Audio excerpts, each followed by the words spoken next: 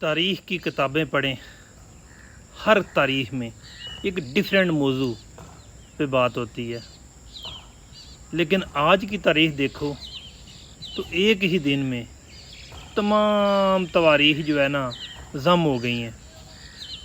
ایک دن بندہ رو رہا تھا چینی مہنگی ہو گئی ہے 200 روپے کلو، دوسرے دن جناب بجلی 3 روپے مزید مہنگی ہو گئی ہے، تیسرے دن جناب دوبارہ کہتا ہے کہ جناب جی پٹرول مزید مہنگا ہو گیا ہے، چوتھے دن کہتے ہیں جی ملک میں الیکشن نہیں ہوں گے، پانچویں دن کہتے ہیں کہ جناب جی وزیر اعظم نے اپنے 18 سالہ بیٹے کو جناب دوبارہ وزیر کھیل بنا دیا۔ وہ یار کیا ہم کر رہے ہیں؟ ہم صرف خبریں سنانے کے لیے اور خبریں سننے کے لیے ہیں؟ ہمارے اندر یہ چیز ختم ہو گئی ہے کہ غیرت نام کی بھی کوئی چیز ہے؟ عمران خان کا جو سن رہے ہیں کہ جس طرح کہتے تھے کہ بڑے بڑے مضبوط سپل سر کو عورت جناب تباہ کر دیتی ہے، ادھر بھی یہی سن رہے ہیں کہ ایک عورت کی وجہ سے جناب ایک بندہ جو دنیا میں مقبول ہے جناب وہ جناب ضلالت کی زندگی گزار رہا ہے۔ شاید درست ہے، ادھر غلط ہے، لیکن جہاں تک نظر آ رہا ہے کہ ایک بندہ اچھا ملک کے لیے چاہ رہا تھا، ایک عورت جناب اس کو تباہ کر گئی ہے۔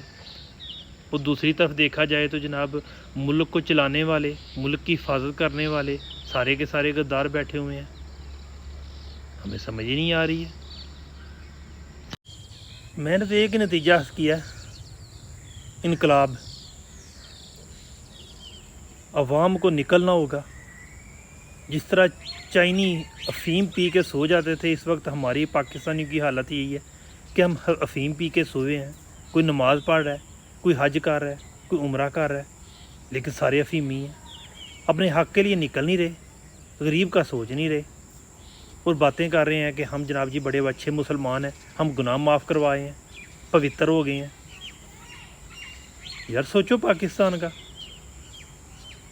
لیکن نہیں، ہم بغیرت قوم ہیں۔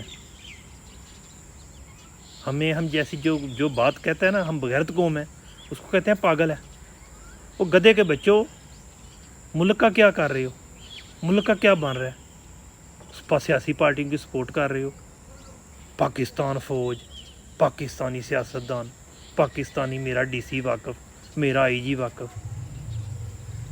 اور نکلو اپنے حق کے لیے، تمہارے بچے بھی بیچ دیے جائیں گے یا خودکشی کر لو گے۔ یہ نہ سوچو کہ آج میرے پاس پیسہ ہے اور کل نہیں ہوگا، یا کل بہت زیادہ ہوگا۔ کل کا نہ سوچو، آج کا سوچو، ہم کس طرف جا رہے ہیں۔